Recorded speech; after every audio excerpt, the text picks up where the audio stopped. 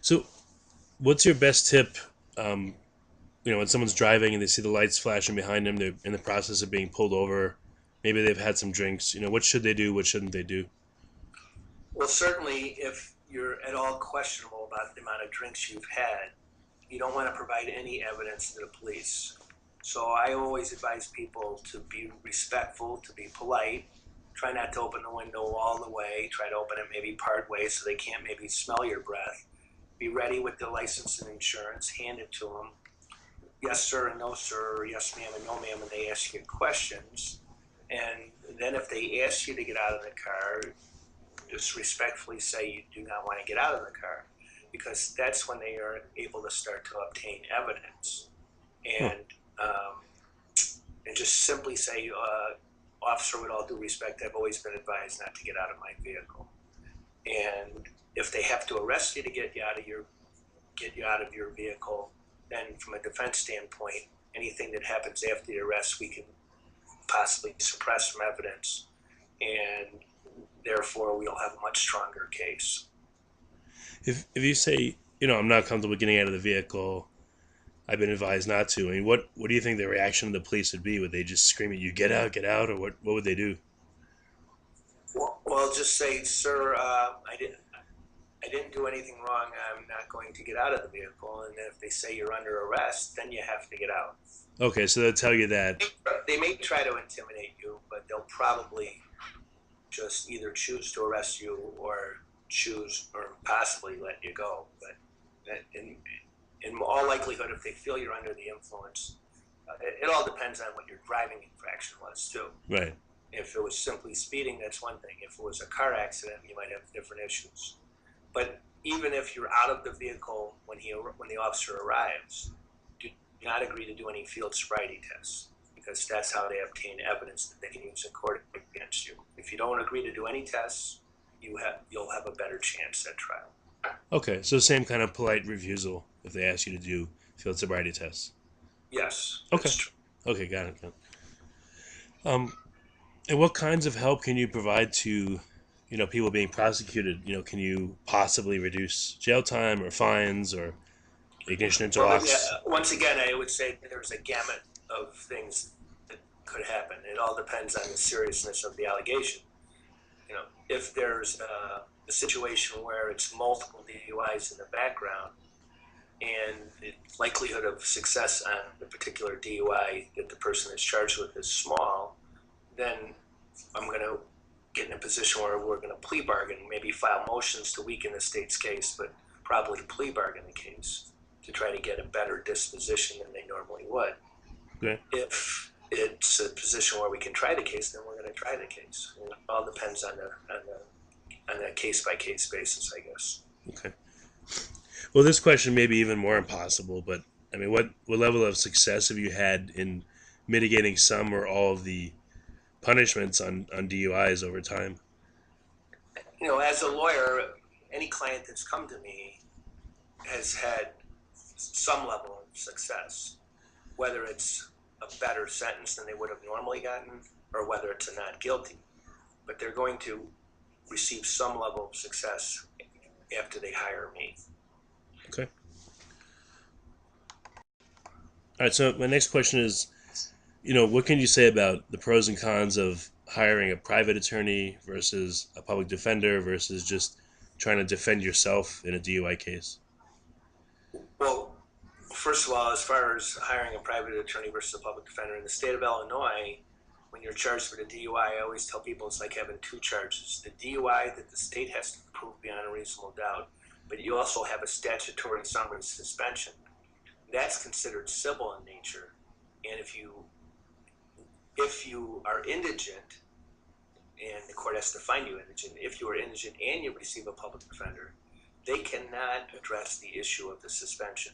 So there will be anywhere from a 6 month to a 3 year suspension that will be imposed on you that you will not be able to do anything about if you have a public defender. Huh. Okay. Similarly, if you represent yourself, there's too many intricacies and nuances to represent yourself to ever begin to be able to give yourself a fair shake. And when you are charged with an offense, you're emotionally tied to that in a unique way. And even as a lawyer, if I was ever charged with an offense, I would hire a lawyer, even though I understand how to represent DUI charges. I would always hire somebody that was not attached to the facts. Okay, makes sense. So, what have you learned about people's behavior and the reaction to being arrested for DUI? I mean, what human insights have you gained through all the years of your practice into this? You know, I would say that I frequently, frequently I find people that are first offenders that are, mortified that they were put in that situation because they've never been to a police department before, they've never been fingerprinted before, and it's an embarrassing situation. Frequently, your name ends up in the newspaper. And so I try to talk to them on two levels. One, I look back to my youth and say that certainly, I'm fortunate that I was never charged with a DUI. And I think that if people were honest, a high percentage of the population would have to admit that they are fortunate to never being charged with a DUI. Okay. And that being said, I think I try to tell people you can't go back in time. We got to go forward and make the best of this. We use it as a learning tool for what not to do in the future, certainly. But let's make the best of a bad situation, and let's get the best result from court and possibly get you exonerated. Okay. Is there a particular story that people come to you with that you hear over and over and over? Well, one thing I find frequently and is that people that are charged with DUI are many times within a mile of their home. So whether it's they just running out to get something at the store and they didn't think, that just driving a mile is a problem, or whether it's they're almost home and they make a mistake, they let their defenses down. For whatever reason, there's a high frequency of people that are charged with DUI and they're very close to home at the time. Okay, okay. Do you feel the current punishments are too harsh or too lax, and why do you feel like that? Well, I think they're certainly too rigid. As I was saying earlier in the interview, the pendulum has swung one way for 30 years. And it's popular for politicians to make stricter and new laws that punish DUI defendants. And they're more focused on DUIs, it seems like, than they are with more serious crimes of burglary or robbery or other misdemeanor and felony charges. That being said, the thing I don't like about the laws is that there's so much rigidity to the laws. There's no flexibility, which as a lawyer, it forces us frequently to try the case or to fight the suspension, which is fine, but I think to some extent they're not doing the public any good by making the laws so rigid. Okay. So, because they're so rigid and because they seem to be getting stricter, do you feel like it's going to be hard to be a DUI lawyer in the future? Well, I think each year there's been different challenges, and each year, as a defense lawyer and as a member of the defense bar, we react and we adjust to the challenges that are put before us. And fortunately, the one thing they will never take away is the right to a trial and the right to a jury of your peers. So we always have trial as a defense. Okay. So, besides that, I mean, what do you see as the future of DUI in terms of the punishment level, the number of offenders?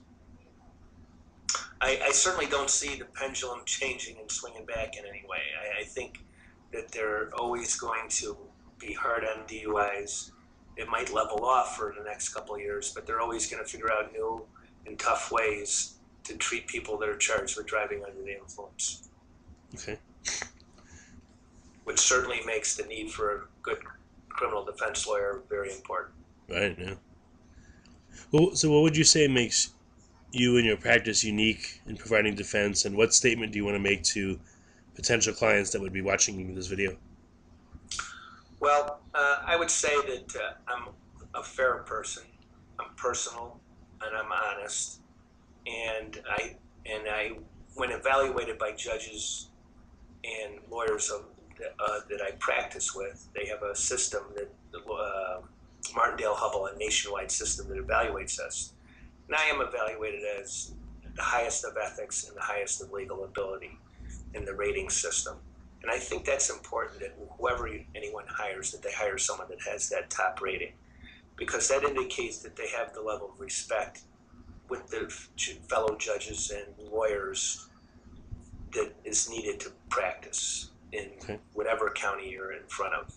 You have to have that level of expertise and you have to have that level of respect to effectively practice. And the other thing I think that's important, frequently you see big firms or even small firms of lawyers where someone hires that firm and they don't know what lawyer is going to show up at court. And I see it in the hallway all the time, clients re-explaining the facts to the new lawyer that appears for them. Right. I think it's important that they hire someone like myself or another solo practitioner that they will get the same person in court each and every time. There's the continuity that's necessary to properly defend a person.